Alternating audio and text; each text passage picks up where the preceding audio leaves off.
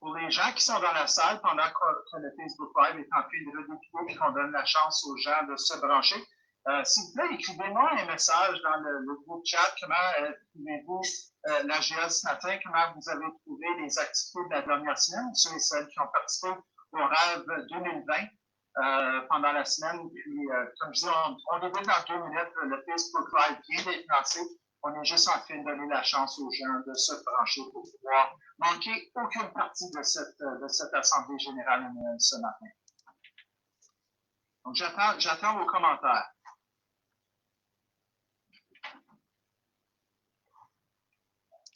Personne, merci. Tréva Cousineau qui dit que c'est exceptionnel cette semaine. Tout se passe bien. Achille Fossé, merci. Daniel Barbeau-Rodrigue qui nous dit qu'elle a tout apprécié malgré le manque de contact en personne. Ça a été très sympathique et informatif. Absolument, Solange Fortin, c'est une différente expérience pour nous aussi. Vous nous manquez énormément.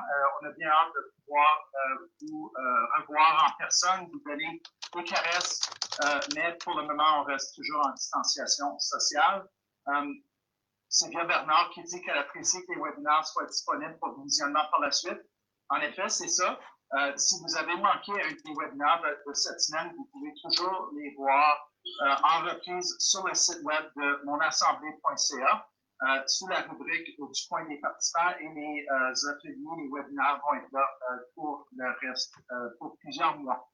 Michel Dubois qui dit belle semaine, qui a bien organisé, Constant Wapo. Ceci est un succès incroyable en termes d'innovation. Merci beaucoup, Constant. Aloïs qui nous dit des ateliers instructifs. Diane Quintas qui nous dit bravo pour votre rêve, bien organisé, préparé. Mais oui, on manque le contact en personne, absolument. Nicole Fournier, une bonne façon de rejoindre ses membres. J'ai participé à quelques ateliers. Aussi, préparez-vous le nouveau normal. J'ai beaucoup hâte de revoir les présentations. En tout cas, je vais m'arrêter là. Je repasse la parole à Claudia Goudelin, notre présidente d'Assemblée ce matin. Bonjour, vos commentaires sont fort appréciés et effectivement, je trouve apprécier la vidéo. Ça nous donne pas seulement des frissons, mais le goût de danser en ce samedi matin. On passe au prochain sujet, la validation du plan stratégique communautaire vers 2030. La prochaine diapositive, même si c'est une proposition, je vais quand même céder la parole à Peter Omina pour vous donner un bref contexte de la raison pour laquelle vous avez cette proposition devant vous. Peter? Merci, Madame la Présidente. Je vais vous ramener un peu dans le temps. Vous allez vous rappeler que ça fait maintenant 1 an qu'on était à Sudbury en congrès annuel en vraie personne et on a eu un exercice de lancement de la validation ou de la mise à jour du plan stratégique Vision 2025. On vous avait présenté à ce moment-là qu'on allait au cours de la prochaine année repenser, revalider et de mettre à jour notre plan stratégique communautaire avec une nouvelle thématique appelée vers 2030. Et nous avons mis en place un processus au cours de la dernière année qui se culmine aujourd'hui. Le processus, comme j'ai dit, a été lancé au Congrès en 2009. Par la suite, il y a eu des rencontres avec les tables de concertation dans les 4 régions, avec aussi une session avec le comité consultatif MREF.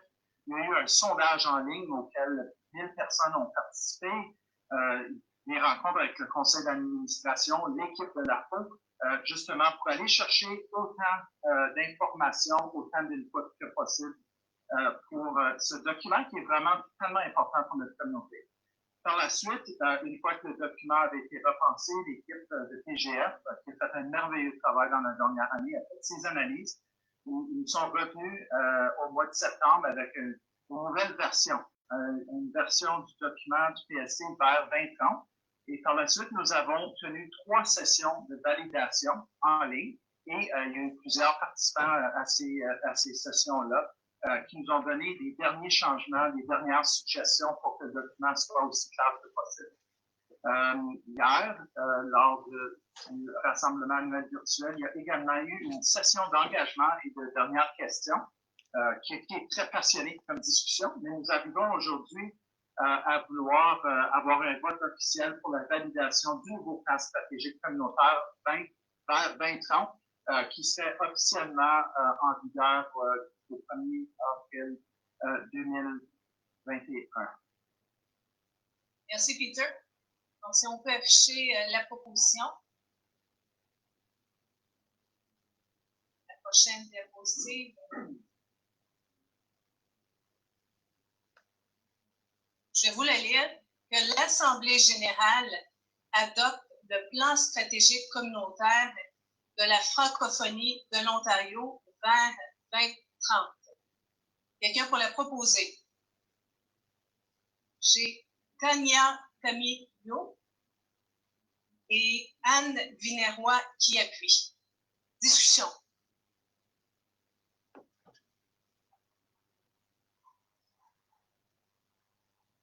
N'en voyant pas, on passe au vote.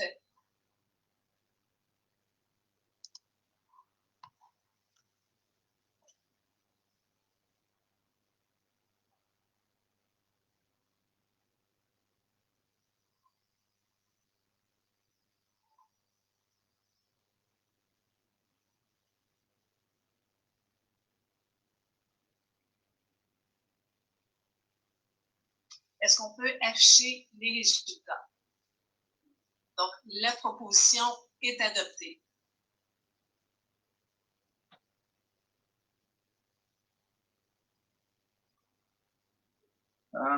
Denis Bertrand pose la question, peut-on en connaître les grandes lignes? Denis, le document est disponible sur le site web de l'APO et il a été envoyé à tous les membres lorsqu'on a fait les invitations pour les sessions de validation.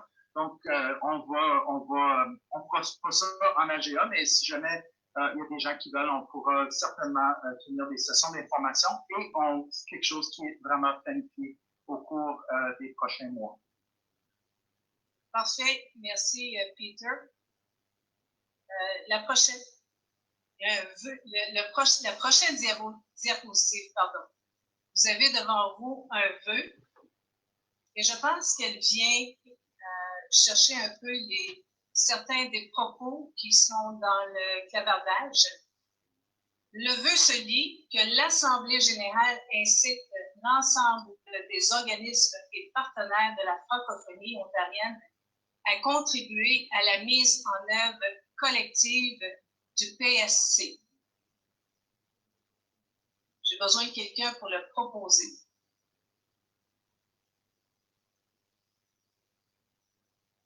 Achille Fossy et Marie-Gaétane Casey. Je demande le vote.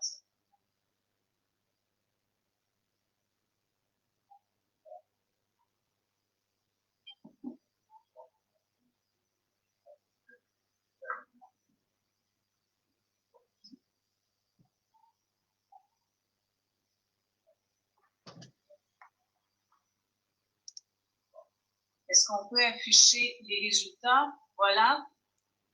La résolution ou la proposition est adoptée.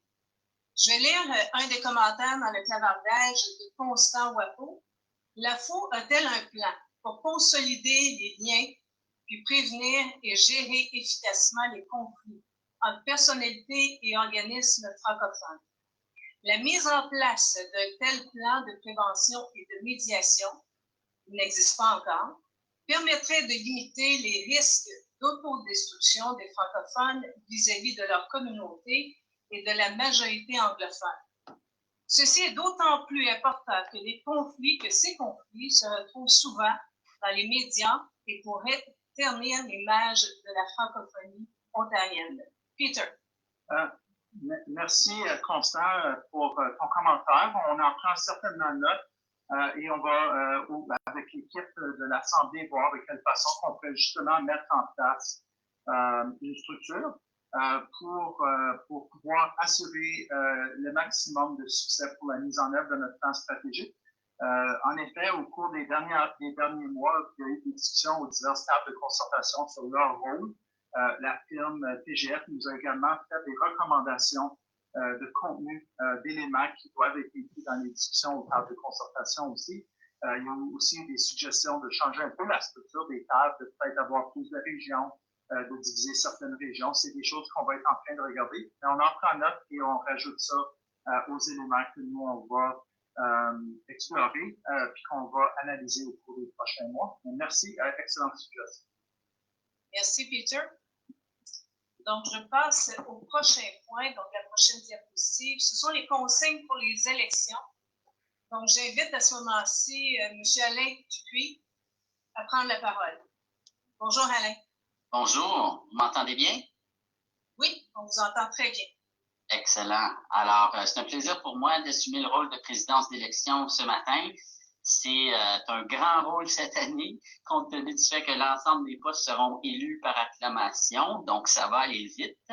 Donc, conformément à l'article 4.5 des règlements administratifs de l'AFO, il y avait 6 postes à combler au sein du conseil d'administration, tous pour des mandats de 2 ans.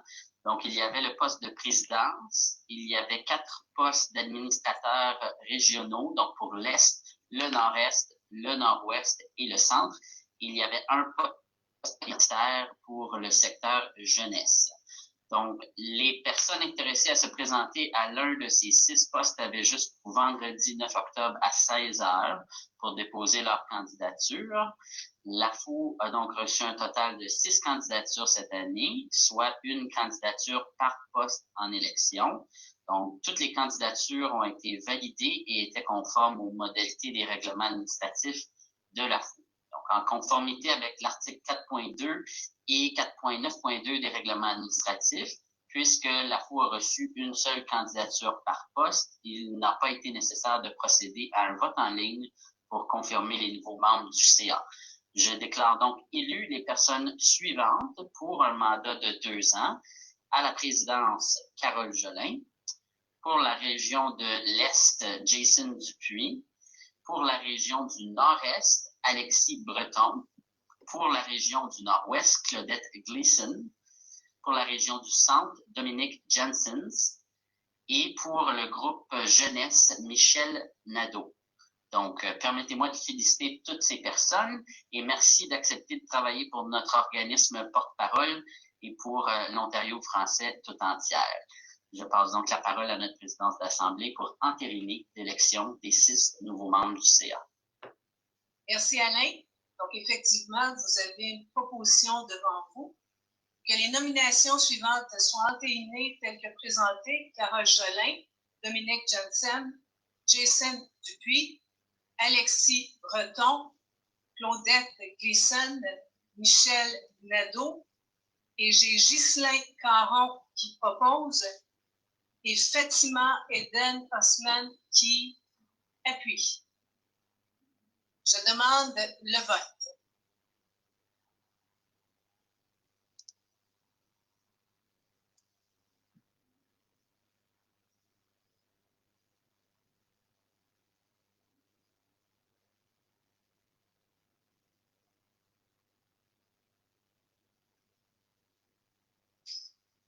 Parfait. Est-ce qu'on peut afficher les résultats? Voilà, la proposition, elle est adoptée. Merci et félicitations à toutes ces personnes. À ce moment-ci, je passe à la prochaine diapositive. C'est la présentation du conseil d'administration. Et je vais céder la parole à Carole Jolin pour vous dire un mot comme président nouvellement réélu. Carole? Merci. Ça donne toujours comme ça. Comme j'étais pour prendre la parole, j'ai eu une pause dans ma connexion Internet. Toujours un plaisir de travailler ensemble pour ça. Alors, je m'en vais à ma page pour vous présenter le conseil d'administration 2021. Les mandats reconduits de 2 ans, donc à la présidence moi-même. Pour la région du Centre, Dominique Jensen, la région du Nord-Est, Alexis Breton, la région du Nord-Ouest, Claudette Gleason, la région du Sud-Ouest, Blandine Lesage, représentant les aînés et retraités, Jacques Héroux, représentation des femmes, Nicole Lévesque, représentation MREF, David Mbaya Kabamba, des 2 personnes qui ont des nouveaux mandats de 2 ans, pour la région de l'Est, Jason Dupuis, et le poste jeunesse à Michel Nadeau. Et nous avons un poste à combler du côté MREF que le conseil d'administration va annoncer dans les prochaines semaines. Merci, Carole. La prochaine diapositive.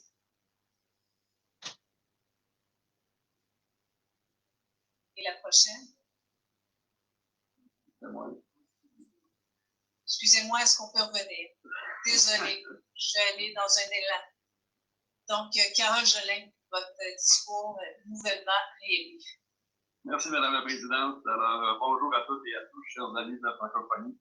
Avant de commencer, j'aimerais vous remercier toutes et tous pour votre appui et puis les nombreux messages que j'ai reçus suite à ma réélection à la présidente de l'Assemblée de la francophonie. Ça m'a beaucoup touché. Il y a 4 ans, j'ai commencé une aventure dont je vais me rappeler toute ma vie. Ça, c'est officiel. Et on me demande souvent où est-ce que je trouve toute l'énergie pour faire ce travail. Et cette énergie-là, ben, je la puise dans nos échanges réguliers avec nos membres, avec la francophonie, avec les francophones, les francophiles de partout en province, avec des gens du côté politique que j'ai l'occasion de fréquenter. Donc, c'est énergisant de prendre les dossiers de la francophonie et puis de parler avec ces gens-là. Dès les prochaines semaines de mon plus récent mandat, la francophonie ontarienne a été attaquée. C'est tout simplement extraordinaire d'être aux premières loges d'un grand événement de solidarité qui s'est manifesté lors de la résistance. Et peu de temps après avoir fermé le dossier de financement de l'Université de l'Ontario français, une autre crise imprévue nous a frappé, la crise sanitaire. Encore là, la résilience et la créativité dont vous avez fait preuve ont été des plus énergisantes. Cette année en est une bien spéciale. On va s'en rappeler longtemps. Nombreuses ont été les organisations qui ont dû mettre du personnel à pied, abandonner des projets de toutes sortes, et des entreprises sociales qui ont été paralysées, collectes de fonds qui n'ont pas pu être faites. J'ai passé de nombreuses heures en lobbying virtuel, sensibiliser les élus aux besoins de nos organisations. On a obtenu un certain succès, mais il reste encore beaucoup à faire. Le gouvernement du Canada, via FedDev, nous a accordé une gestion d'un programme de 1,5 million de dollars pour distribuer ces sommes aux OBNL franco-ontariennes qui ont subi des pertes pour la COVID-19. Pour nous, c'est un deuxième programme fédéral qui est géré par la FO, après celui d'effet multiplicateur. Le gouvernement de l'Ontario a accepté notre suggestion de modifier exceptionnellement cette année le programme d'appui à la francophonie afin d'en faire un fonds d'aide pour la COVID-19, une somme d'1 million de dollars. Par contre, les besoins sont beaucoup plus importants. Un peu plus d'une OBNL franco-ontarienne sur 10 est menacée de fermeture d'ici la fin de l'année sans aide financière. Et nous le savons, chaque fois qu'un organisme communautaire francophone disparaît dans une région, les risques d'assimilation augmentent. On fragilise nos communautés. Et même si le chiffre est plus optimiste qu'au départ, on ne peut pas se permettre de perdre ces organismes. Nous estimons à 12,5 millions de dollars les besoins financiers de nos OBNL franco-ontariennes pour se remettre sur pied et participer activement à la relance économique de la province. Durant la crise sanitaire, la FO a contribué à créer un précédent important, avoir des conférences de presse du gouvernement de l'Ontario avec traduction simultanée et des sous-titres, à nous assurer que les médias franco-ontariens recevaient leur juste part dans les campagnes publicitaires COVID des gouvernements, à créer des événements en vidéoconférence entre les ministres Caroline Mulroney, Mélanie Joly, Mona Fortier et nos membres, afin d'assurer une compréhension des différents programmes et pour permettre à nos membres d'exprimer leurs besoins, à informer nos membres sur les différents programmes gouvernementaux liés à la COVID. Nous continuons notre démarchage politique sur le financement lié à la COVID auprès des gouvernements du Canada et de l'Ontario et nous espérons avoir de bonnes nouvelles dans les prochains exercices financiers. Aujourd'hui, je tiens à vous dire jusqu'à quel point vous facilitez grandement mon travail. Au cours des derniers mois, plusieurs d'entre vous ont complété jusqu'à 3 sondages de la FO sur les impacts de la COVID-19 sur vos organisations. Les informations que vous nous avez données avec confiance ont grandement contribué à crédibiliser nos messages lorsque venait le temps de parler aux élus de l'aide COVID dont vous avez besoin. Travailler du bas vers le haut est une valeur très importante pour nos organismes et ses impacts positifs sont nombreux quand vient le temps de nous positionner et de faire notre travail. De cette façon, les politiciennes et les politiciens et les fonctionnaires savent que les recommandations ne viennent pas juste d'un petit groupe fermé, mais de toute une communauté. Continuez de répondre à nos sondages. Continuez d'être présent à nos consultations. Continuez d'être présent à nos tables de concertation. Continuez à nous aider à faire avancer les priorités de notre communauté, vos priorités. La COVID-19 n'a tout de même pas été le seul fait marquant de la dernière année. En partie grâce au travail de la FO et de ses membres, la communauté franco-ontarienne a fait des avancées intéressantes. J'en ai parlé un peu plus tôt lors de la mise à jour des dossiers politiques. Nos relations avec les gouvernements fédéral et provincial sont présentement excellentes. Lorsque j'ai été élu il y a 2 ans, les relations avec le gouvernement de l'Ontario n'étaient pas les plus bonnes. Je crois que c'est un secret pour personne. Mais malgré le climat tendu, nous avons poursuivi le dialogue et nous avons bâti notre relation sur un premier succès, soit le financement de l'Université de l'Ontario. Bien que la situation du commissariat aux langues officielles demeure inchangée, la FO constate qu'il y a beaucoup plus de respect et d'écoute tant du côté du gouvernement de l'Ontario que de l'autre. La solidarité communautaire dont vous avez fait preuve a été instrumentale dans l'établissement de ce collège. Vous pouvez compter sur moi et mon équipe pour travailler sans relâche parce que le gouvernement de l'Ontario dépose et adopte d'ici la prochaine élection provinciale une loi sur les services en français dignes du 21e siècle. C'est le dossier que je souhaite clore d'ici la fin du mandat de ce gouvernement. La loi sur les services en français, c'est pouvoir se faire servir dans sa langue à Santé Ontario. La loi sur les services en français, c'est pouvoir trouver et comprendre une information importante en français sur le site d'un ministère. La loi sur les services en français, c'est pouvoir parler dans sa langue dans une situation de crise. La loi sur les services en français, c'est 1,5 million d'Ontariennes et d'Ontariens qui peuvent s'en servir chaque année. Depuis le déploiement de notre libellé, nous avons rencontré la ministre et ses 3 critiques, ainsi qu'une douzaine de ministres, adjoints parlementaires et députés. Et nous avons senti de la volonté de toutes et tous à nous appuyer afin qu'on ait une refonte de la loi. Et nous allons continuer en ce sens. Parlant de continuer dans ce sens, nous allons continuer d'appuyer la FCFA dans son travail visant à obtenir une loi sur les langues officielles modernisées. Les communautés ont été consultées. Le Sénat s'est penché sur la question. Nos organisations se sont positionnées. M. Trudeau, Mme Joly, le temps est à l'action. Dès la semaine prochaine, nous entamerons une tournée de démarchage politique pour dire à nos élus que le temps de déposer cette loi est venu. Pour ça, j'aurai également besoin de votre aide. Au cours des prochains jours, nous mettrons à votre disposition sur nos réseaux sociaux des outils pour vous permettre de vous faire entendre. Servez-vous-en. La pluralité de notre communauté est notre plus grande force et nous devons continuer à agir sur la mobilisation et le renforcement du réseau d'organismes qui desservent les groupes identitaires racialisés. Ensemble, avec le Comité consultatif des minorités raciales et ethno-culturelles francophones, nous continuerons de travailler vers un vrai rapprochement et une plus grande collaboration, car ensemble, nous sommes plus forts. La FO souhaite vraiment être un modèle comme organisme inclusif et appuyer ses membres à le devenir de plus en plus. Nous allons continuer à miser sur les objectifs collectifs de notre plan stratégique communautaire, qui a été notre toile de fond de collaboration lors des 5 dernières années. Nous avons vu notre réseau communautaire se transformer en une force de développement et de cohésion. Et je suis très excité de voir 3 grands actes d'intervention se dessiner dans le nouveau PSC, soit la vitalité de notre francophonie, la pluralité de notre communauté et la pérennité de notre présence en Ontario. Enfin, je vous lance une invitation. Je veux travailler plus près avec vous pour augmenter la représentation auprès des élus et des gouvernements. J'aimerais que nous soyons encore plus de leaders à faire ce travail, et j'aimerais le faire avec vous autres. Nous avons nos positions politiques dans nos livres blancs, notre document prise de position et notre plan stratégique communautaire. Alors, allons établir des relations encore plus fortes avec nos gouvernements pour toute notre communauté. Francophones et francophiles, comme vous le voyez, le chantier de la francophonie avance, mais il est toujours bien loin d'être terminé. Chers amis, continuez de faire rayonner notre francophonie.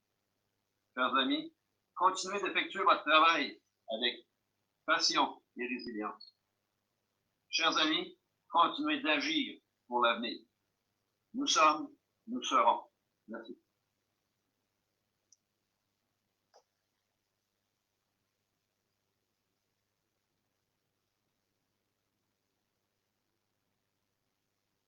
Merci beaucoup, Carole.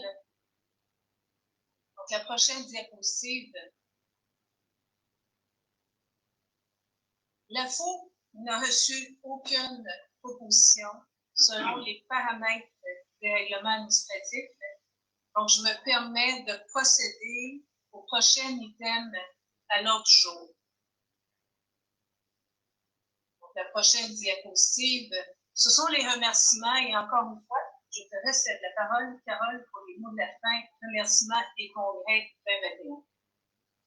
Alors, merci, Madame la Présidente. Alors, nous avons 2 membres sortants au conseil d'administration de la région de l'Est, Marie-France Paquet, qui était avec nous au cours des 2 dernières années. Alors, merci, Marie-France, pour toutes tes interventions autour de la table, pour ta participation. On sait que tu as un horaire extrêmement chargé comme au niveau de ton emploi avec les conseils scolaires comme le conseil scolaire comme surintendante. Alors, nous apprécions beaucoup ta disponibilité et ce que tu as apporté à la table lors de nos discussions.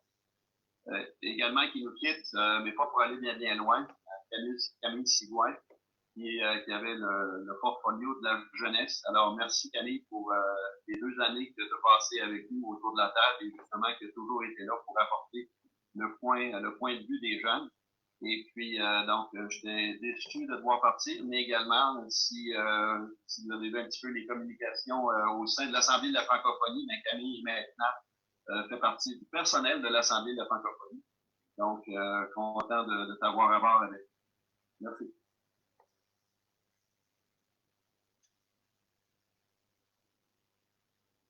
La prochaine diapositive, parole.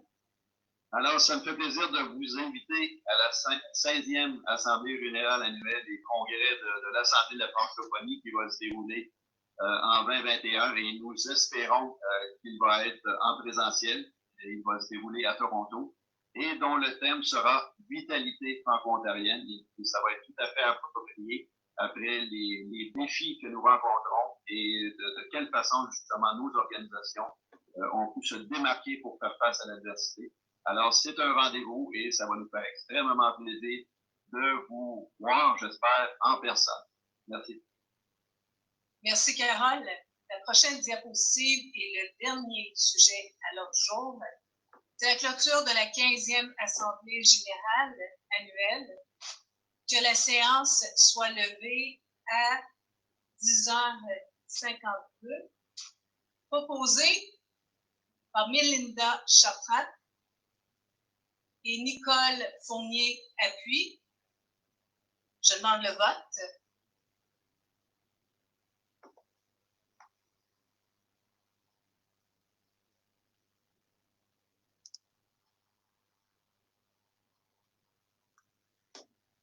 Merci. Est-ce qu'on peut afficher les résultats?